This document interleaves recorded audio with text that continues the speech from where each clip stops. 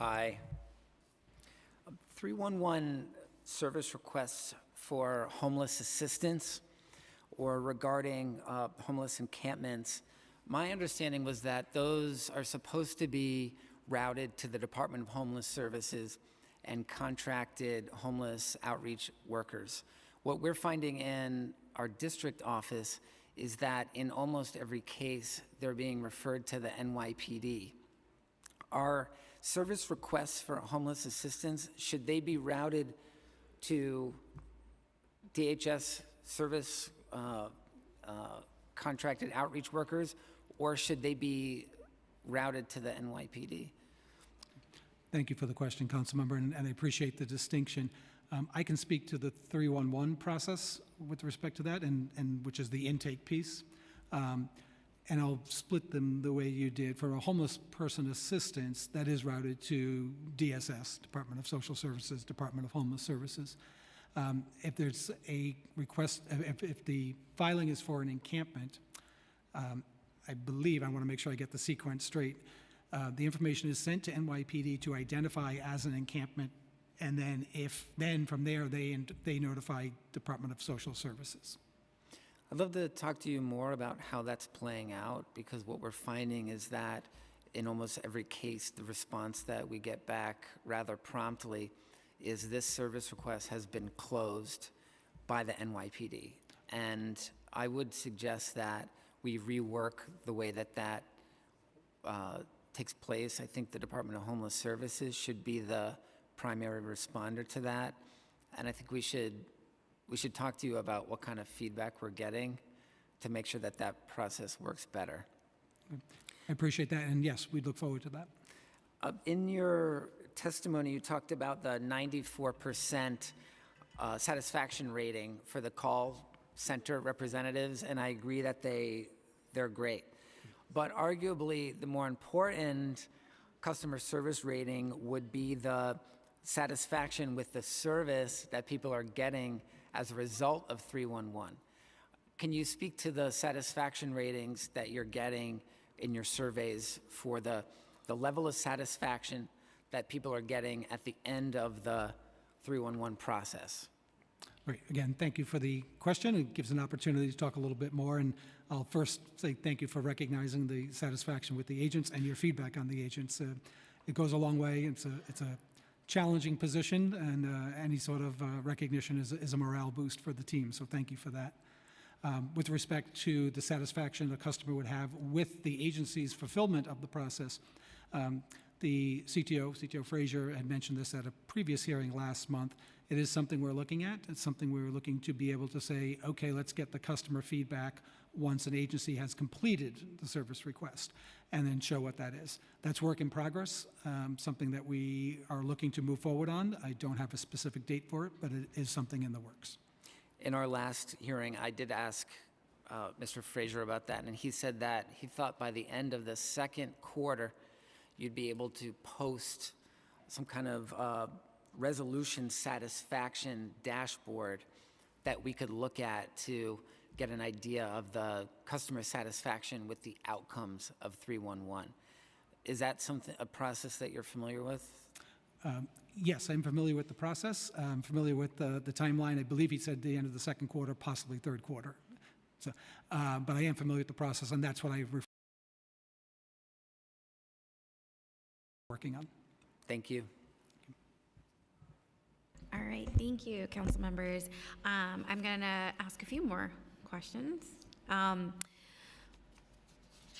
want to dig in a little bit into privacy and data, and would love for you to share if there are any specific security measures in place to protect user data and security, both on the site or on the app. Great, thank you. I appreciate that question because it gives us an opportunity to talk about a very important topic. I'll speak at a high level and a general level first, but I'll also say I have very good colleagues I work with in OTI, including the city's chief privacy officer and our CISO, our chief information security officer, who would both be, oversee the areas that drive our policies and our adherence to those policies. So ultimately, I would defer to them on anything that's specific or related to the policy. But from a 311 perspective writ large, we have privacy measures, we have privacy policy, it's available to customers, it applies no matter which process you're using, which channel you're using, phone, online, social, et cetera. And it is something that is very important to us. The ability for 311 to work for New Yorkers is largely based on a compact between customers and 311. And we really make sure we are looking out for the customer's interests, for the customer's need. Privacy goes a long way with that, right? It builds trust, it gives the customer confidence, it allows the customer to call, it removes potentially a barrier to call. If the customer's afraid of their status, of their situation, of anything. We really have stressed over the years and engaged with City Council on a number of times on the things that we offer to do that. For example, 311 is largely anonymous for the public. We don't need your name, we don't need your contact information for general information. We often don't need your name for a service request and don't necessarily need to take your name for a service request. That's something we've really pushed and promoted over the years, and it gets to the broader issue of privacy, but also the broader issue of this compact and this trust with the public. I'm sorry to interrupt you, but I just want to push back a little bit. If you could just make the distinction between what 311 is asking for and the agency in that service request. So I know for a fact DOH asks for information, and they actually in many ways need it to be able to access. So if you could just make that distinction. Certainly, yes. So when you're doing so for general information, what we call information provided, which is about 70% of all the contacts to 311, there's no service request, there's no complaint, and there's no need, maybe one or two exceptions where there's an application or a form, but there's generally no need for customer information. For a service request, 311, again, does the intake. If an agency needs contact information in order to fulfill on the request, such as a specific location like an apartment, then that would be something we would do in the intake process, and that's what gets sent. And does 311 keep that information? No, that information is transmitted through the service request, and then it goes to the agency. To the agency, Yeah. okay. And then for other ones, customers can choose to give their contact information, but the majority of service request types do. Does the privacy policy get updated? I'm going to be non-specific, but I'll say on a very regular basis. I think we've updated it fairly recently, and various levels of changes. Sometimes could be minor changes, some kind can be substantive updates, but it's something that's a living document. Okay, and are there any factors that lead to a change in terms of use of agreement? I think a lot of it comes from the learning and the growth in the area of privacy. As I mentioned, OTI has a privacy officer within OTI, but also serves for the city capacity, a good colleague, and we consult with him and his team to make sure we have the most current information. Okay, thank you. I would just want to still dig into privacy and data. We've learned that according to Apple and Google App Stores, policies revealing an app's data practices, the NYC 311 mobile app sends user data to third parties. The data is not encrypted in transit, and the data cannot be requested to be deleted. What third parties are receiving user data? Thank you for the question and for the information. I'm not sure. I don't know what the answer to that would be. I would have to check and get back to you. Okay. All right, that cancels out the next question. But let me ask you one, you might have to get back to me on this as well. Can OTI ensure that mobile app data is encrypted in transit, or is that up to another party? I understand, and I'll put that in the same category. I'll look into it. I'll talk to colleagues, and we'll get back to you on that. Okay.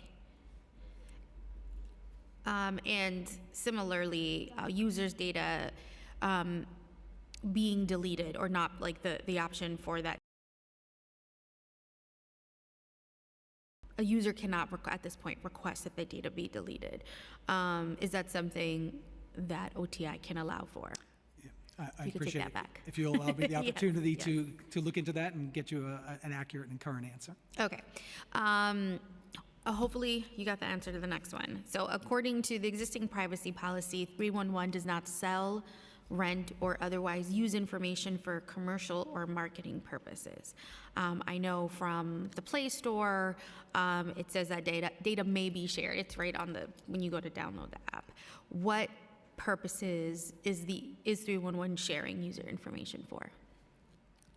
I do understand the question. I will need to get back and consult with colleagues in order to give you an appropriate answer for that. Okay, this seems really important. So yes, we'd love to follow up. On phone calls, 311, are those phone calls recorded? Calls are recorded. Okay, and what is the purpose? What is the message? The purpose, I'm sorry. I'm sorry. For quality control and training purposes. So Okay. there is an announcement on the messaging when you call that for that very reason, calls are recorded for quality purposes. We use them as developmental opportunities so we can coach and develop agents. Oh, okay, and how long do you keep those recordings for? The retention period, I believe, is 14 days. Oh, okay. Okay, 14 days. I'm gonna ask a little bit more about the website experience. It's my understanding that the NYC 311 appears to collect URLs and of websites that users visit prior to the visiting NYC 311 website. Are you aware of that? I am aware. I understand what you're asking, what you're saying, and I Yeah. am aware. I'm not sure I would be able to answer. Do you know? the question for you. My question is just why. Oh. Why it's and I know that they collect the websites and and what and the domain names Domain names. Okay. Yeah. associated with that device. I would, again, I would appreciate the opportunity to pull together an answer for that based on talking with my colleagues instead of trying to answer off the top of my head. Okay, I appreciate that. The website uses many cookies. However, it does not have the banner to provide the option for users to opt out. Do you plan to provide that option for New Yorkers? If I may, I'd like to get back to you on that. All right. Okay. Let's skip. We'll send you these following questions because I think we're going to get the same responses, respectfully. Appreciate that. Now, I have a couple more questions, and then I'm going to pass it to Councilmember Holden, and then Councilmember Brewer. Great. So in the last hearing that we had, which was in June of 2022, I think we were still virtual, so dig deep. There was testimony that that 311 would extend services to WhatsApp. To happen. Gotcha. Yep. Again, thank you for that, and good recall on that particular item. So it is still part of our roadmap. We have not gone live with WhatsApp. We've looked at it. There's a sequence of events we're doing to upgrade our platform, our technology platform, that will then allow us to insert WhatsApp into that. So we've moved forward with something called omni-channel, kind of a generic term. But once you have that, that will allow agents to then be in a situation where they could do a text, they could handle a WhatsApp, they could handle a phone call. So we need to build that out to then be able to insert WhatsApp into that. So it's on our roadmap, it's on our radar. We don't have a particular time frame for it at this point. And just curious, what is the reasoning for WhatsApp specifically? The reason for WhatsApp? For you wanting to utilize or integrate WhatsApp? To expand access to New Okay. Yorkers. But there are other apps. Is there something specific to WhatsApp? Yep. Research that we've looked at and the feedback that we've gotten, it's the app that is most used that we're currently not supporting. It's the place where people go. And how do you think, because WhatsApp, and I'm familiar with it, I have it, my family uses it, they have a very explicit privacy policy that they're constantly updating. How do you think their privacy policy and NYC 311's privacy policy are aligned? And are you in talks? Gotcha. So I can't say we're in talks. I will say they would have to be aligned in order for us to be able to bring WhatsApp on board. So again, we see it as an opportunity to expand access, particularly to some customers who may not be familiar with or use 311, and maybe that WhatsApp becomes the way they do that. But like every other channel we do, any other customer interaction we have, it would have to adhere to the privacy standards. Are there any plans to integrate 311 into the My City portal in the future? The Or My have City you- portal Right. is up and running in a number of categories. We have a very complementary relationship at this point in terms of what customer can do and what My City is specific for and what 311 online, as we call it, is.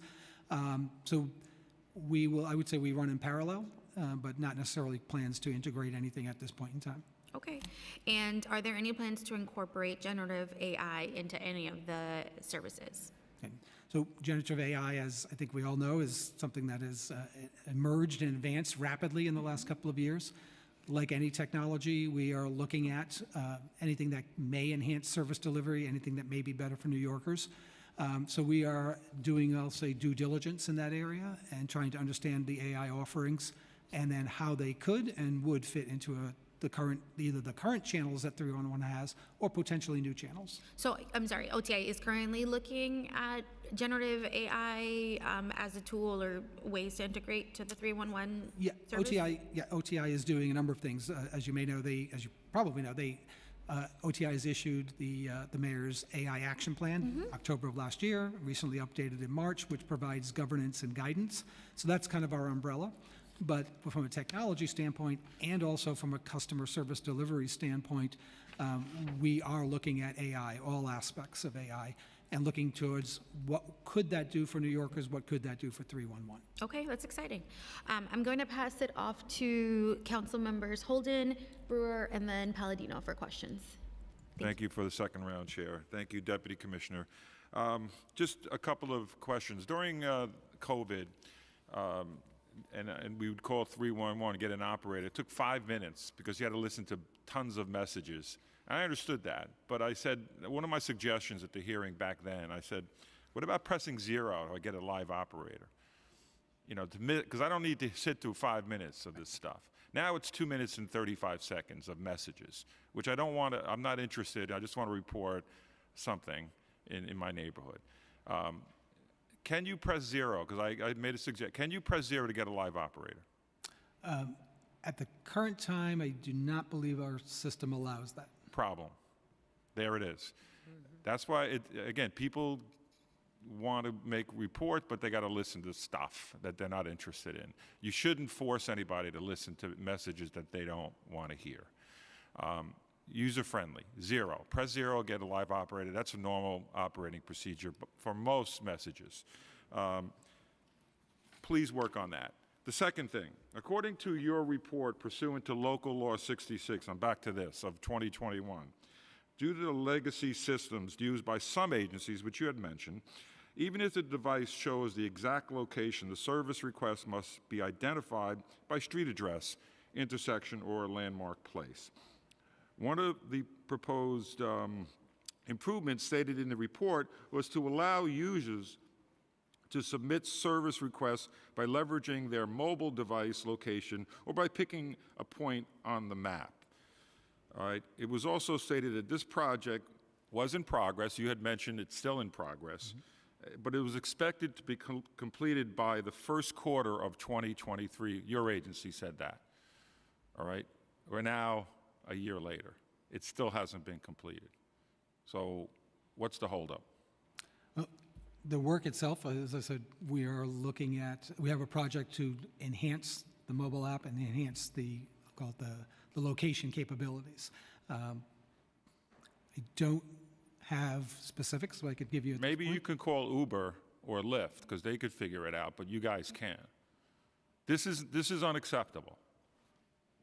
You know, you have people that want to help their neighborhoods and fix the quality of life and keep it, and we're not getting service from that. That's a very, very important feature.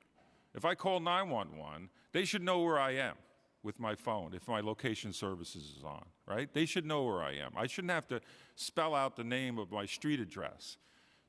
Same thing should 311. Come on. And you said a year ago it was going to be implemented, and we still haven't. We're still waiting. So that's why we're Oversight. You guys are not doing what you should be doing. If you can get back to us, this committee, as to when this will be rolled out, because it's a very, very important feature. And that's why, again, I don't use the live operators because it takes too long, and I call in so many times. And I shouldn't have to listen to 2 minutes and 35 seconds of information that I'm not interested in, and you should do that too. So there's two major things that I'm concerned with: location and also in listening to messages I don't want to hear. Thank you. Okay. Thank you, Chair. Councilmember, thank you. Next, we have Councilmember Brewer, followed by Councilmember Palladino. Thank you very much. Obviously, a lot of people are listening to this hearing. Thank you, Madam Chair. The whole world is listening, I swear. And one of the complaints that they're getting on noise is such a quality of life issue, as you know. And they say that when they call about jackhammering, which only takes place for a certain period, it takes 10 days, they're told it'll get back to them in 10 days. That's not going to work. So how do you address things that are more time sensitive on 311? Apparently this consumer, and they're on watching now, indicates that they called about jackhammering, and they were told in 10 days 311 will get back to them. So does that mean that somebody's investigating it, and that's why it takes that long? But it sounds like we're going to listen for the jackhammering in 10 days, and of course the jackhammering could be over. So how do you address those really pesky noise issues like that? Great. Well, Councilmember, thank you for the question, and then thank you for relaying the real-time consumer question. What you described sounds like something that 311 handles the intake on and would go to the Department of Environmental Protection as in what I put in the broader category, noise complaint. I'd have to check on what the service level agreement is and what the steps are, but it could very well be what you described, that the report goes in and that triggers something for the agency to be able to pursue. But I'd be a little bit beyond my headlights trying to get at what the agency actually does without being able to look it up. Okay, well, I can follow up also, but I'm just saying things like that are what bother people. Obviously, wait time is another one. So those are the kinds of issues that I think in order to get more people even to use 311, they have to be addressed. Second quick question, I'm obviously very partial to the open data platform. So that is based on 311 data. So do you work with open data platform staff? Is it completely separate? How does the data go from 311 to the open data? And of course, there are issues there, real time, updating, so on and so forth. So how does the coordination take place? Great. I do appreciate that question. Give you a chance to kind of share how we're working in that. In the beginning, I mentioned the mayor's executive order that created OTI. That brought 311 and what was the mayor's Office of Data Analytics, now OTI's Data Analytics, headed up by my colleague, Martha Norick. We work hand in hand with that team. On the open data site, two of the biggest data sets, the most popular data sets, there's many popular ones, as you know, are service request data from 311 and then call center data. The service request one is the most interesting for people because it's got location information and other factors. So that is something we do work with OTI. It's kind of it's a closed loop. The process gets updated on a regular basis, on a daily basis. If there's any enhancements, if there's any issues, we have a direct connection with the team that supports that. Okay, so you work with the team because there is a box, so to speak, that you can make complaints and this is what needs to be improved. So you and the other team work on trying to respond to those complaints. Is that a correct statement? We do, the process is to do that. We do have access to that. We also would have other access to get feedback from the public. As you know, and I think you've participated in the past, a number of open data events is also kind of a hotbed to get feedback and get information. So that's something we do as well. But from a process perspective, yes, we work with the open data team. Okay, thank you. Thank you, Councilmember. Next, we have questions from Councilmember Palladino. Thank you very much, Chair. I'm going to take you back to page 1 of our list of questions here.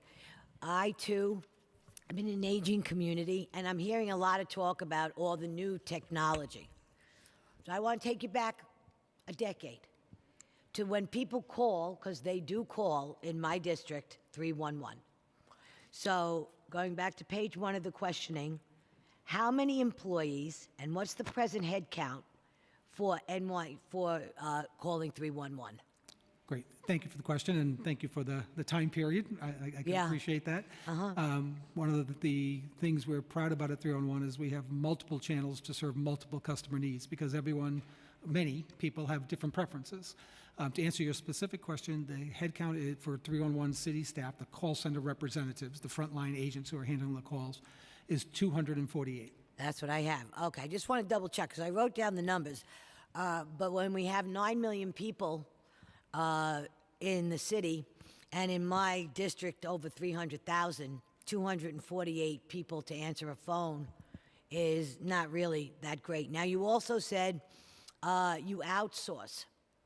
So how many operators additional to that do you have at your outsourcing facility? Great, appreciate that question as well.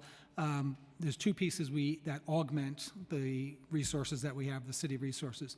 What we have is an overflow vendor contract, and we have an arrangement where we bucket it as production hours. So I don't have a head count number for you, but what we do is we purchase hours from the vendor. So how many hours do you purchase?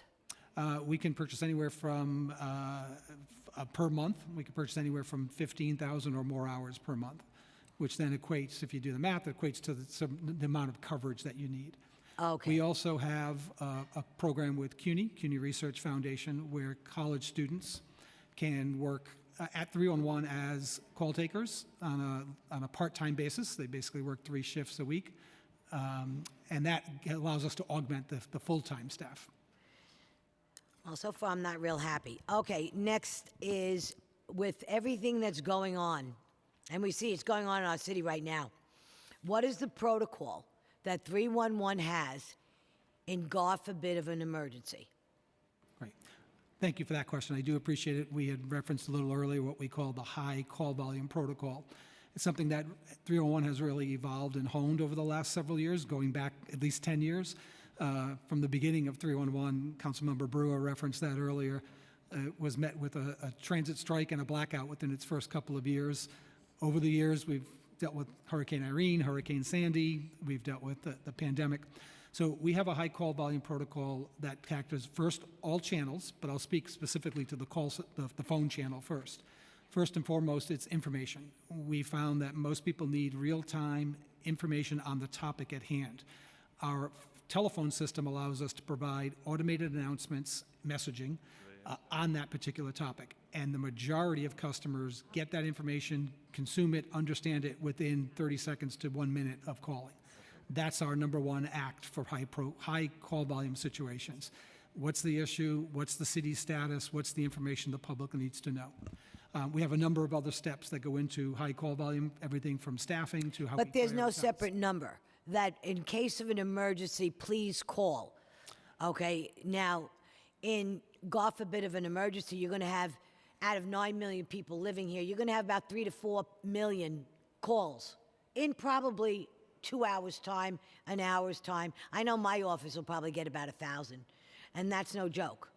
And I just want to know, it doesn't sound like you guys are really set up at all for an emergency. You're having time and you're having trouble enough just keeping up with our everyday issues, dealing with our everyday agencies.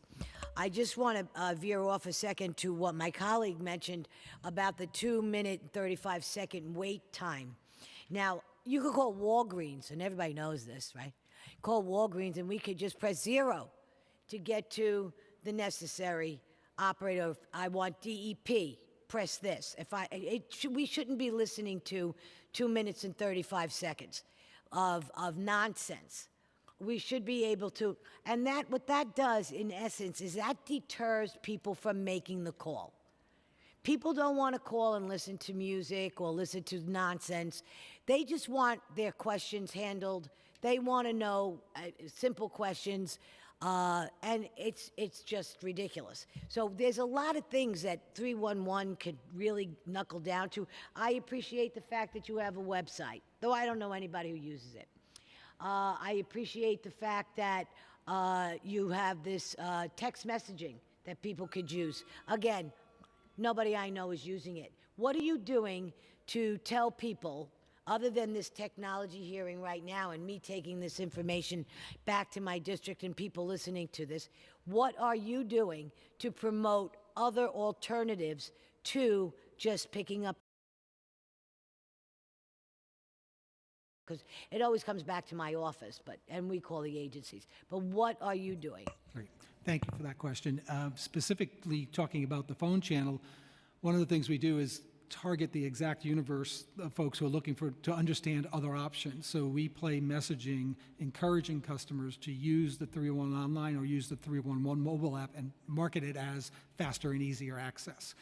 What we're trying to do there is make customers aware there is a self-service option in addition to the phone channel. At the end of the day, we want the customer to go through the channel of their choice and what they're most comfortable with. But we do receive over 55,000 calls a day on average, and through that process, some of that messaging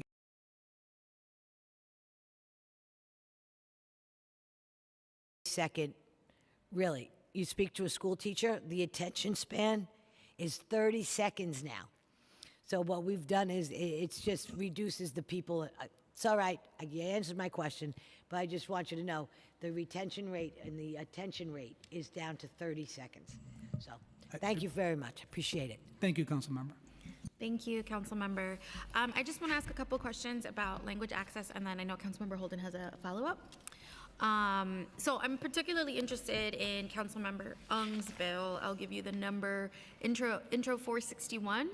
I'm aware the 175 languages or so, but my understanding is this particular bill wants to focus on the app, and if I'm not mistaken, the app is not in multiple languages. Is that correct?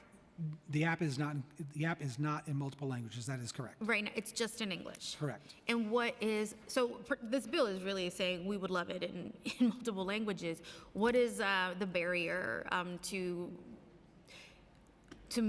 transitioning this app to allow for multiple languages?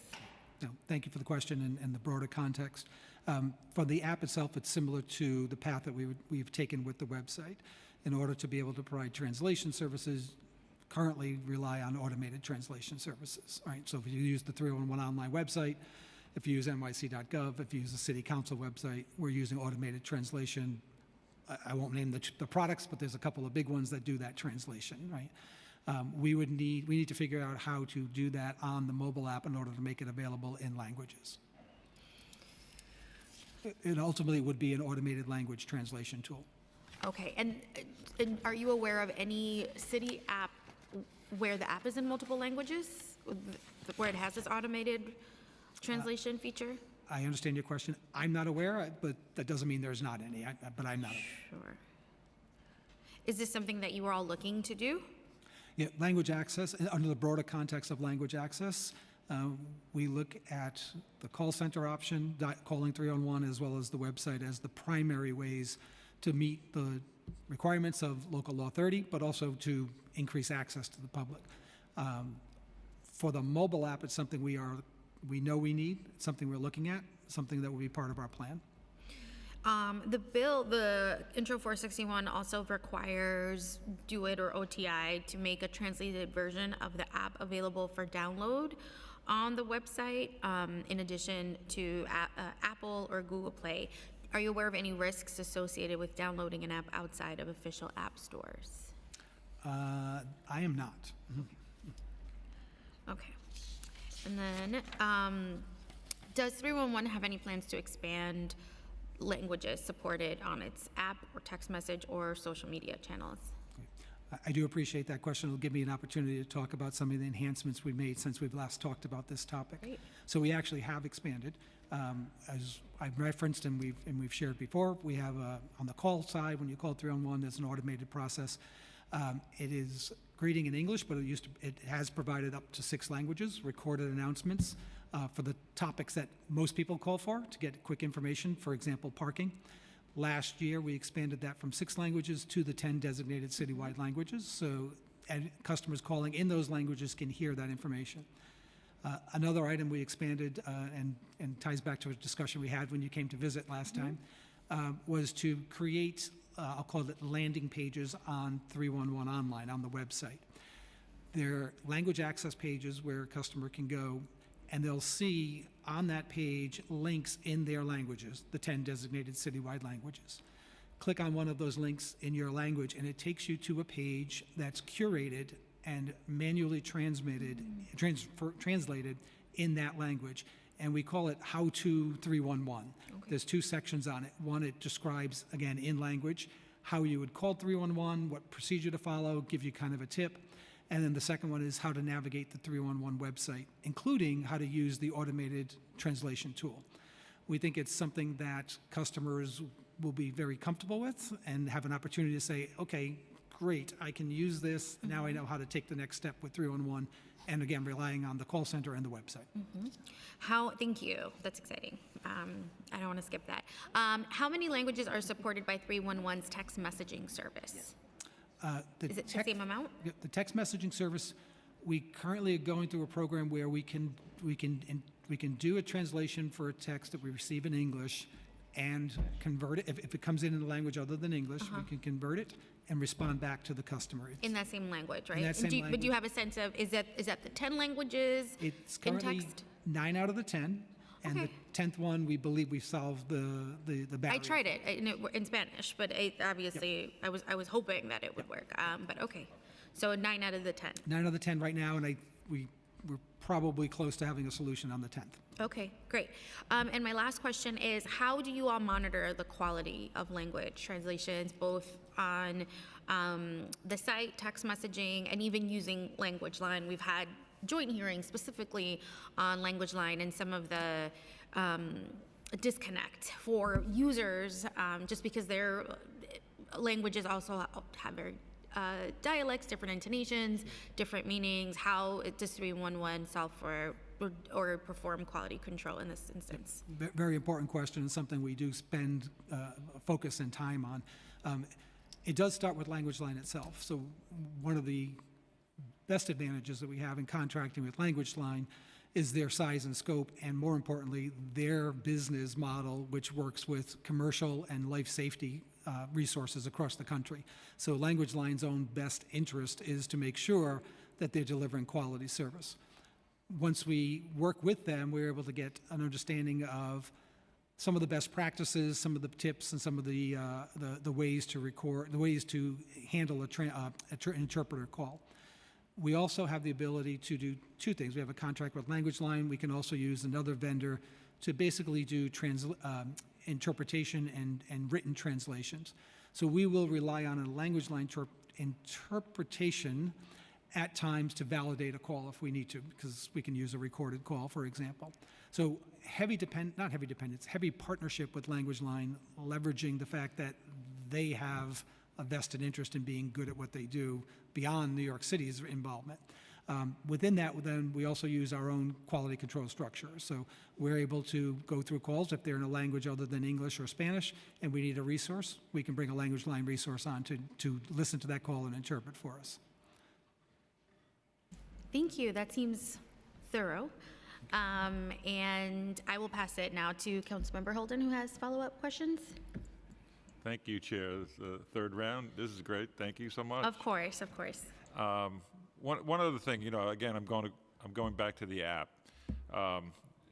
Previously, years ago, this committee had made suggestions about making complaints on the app for filming, TV and motion picture filming on our streets, and it's done a lot. We had suggested that there's no way to make a complaint on the app about, and here's what happens when they film on the streets.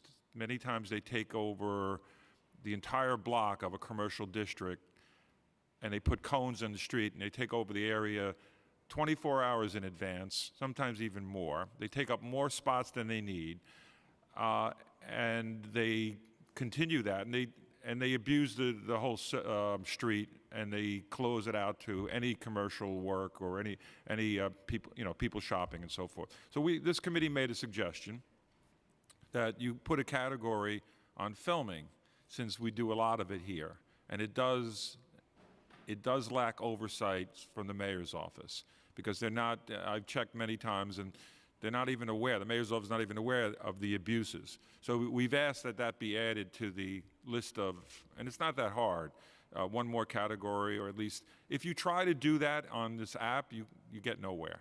If I try to say filming, taking up spots, blocking sidewalks, blocking crosswalks, blocking hydrants, I can't get that from the film industry. Can you include that? Will you consider it? Because you guys told me that a few years ago, and we're still nowhere. Okay. Thank you for the context around that.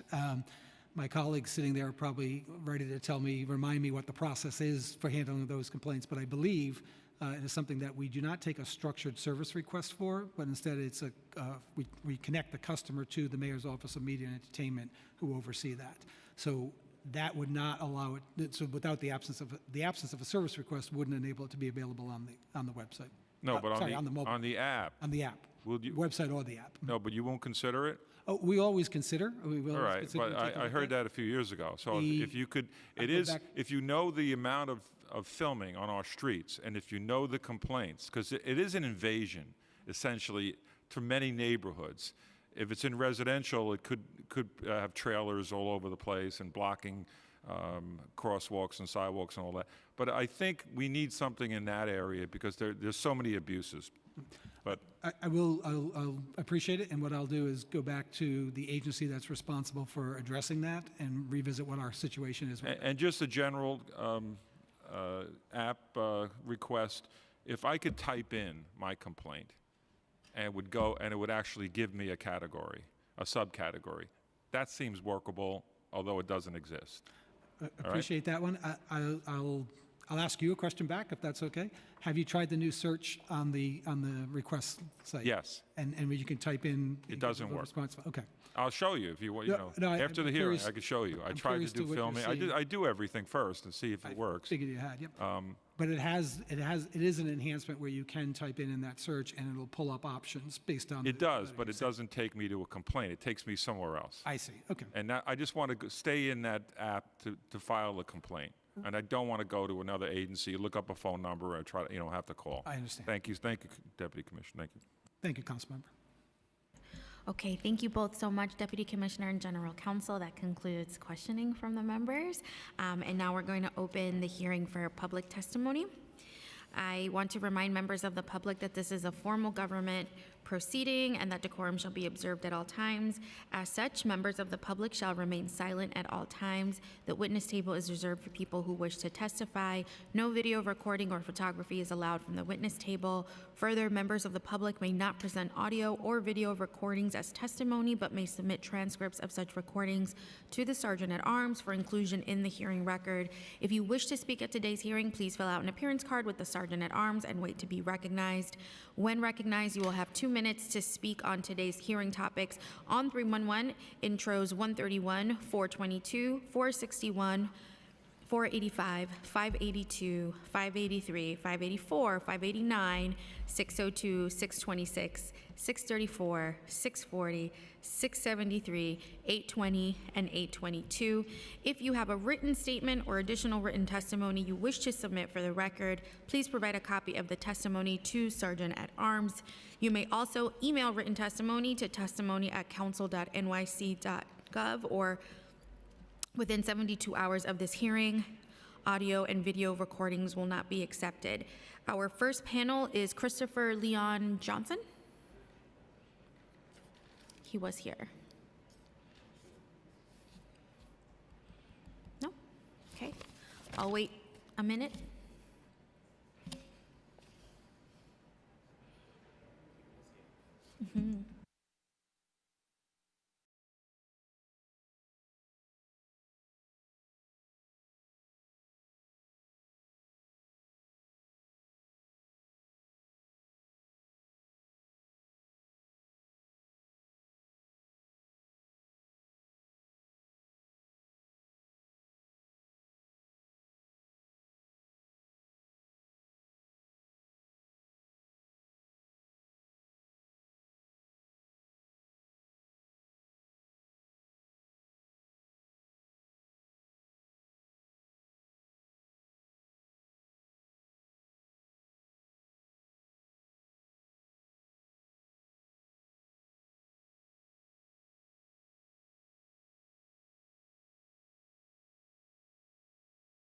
Gonna call him up one more time. Christopher Leon Johnson.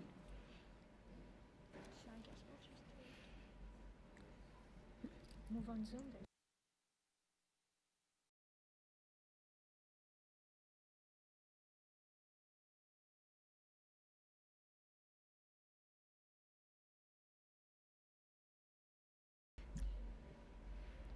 Yeah?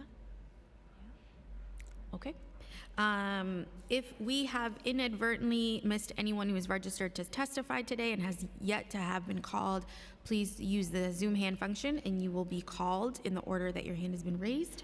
There's no one on Zoom. No one on Zoom. All right. Thank you everyone for your testimonies today. The hearing is adjourned.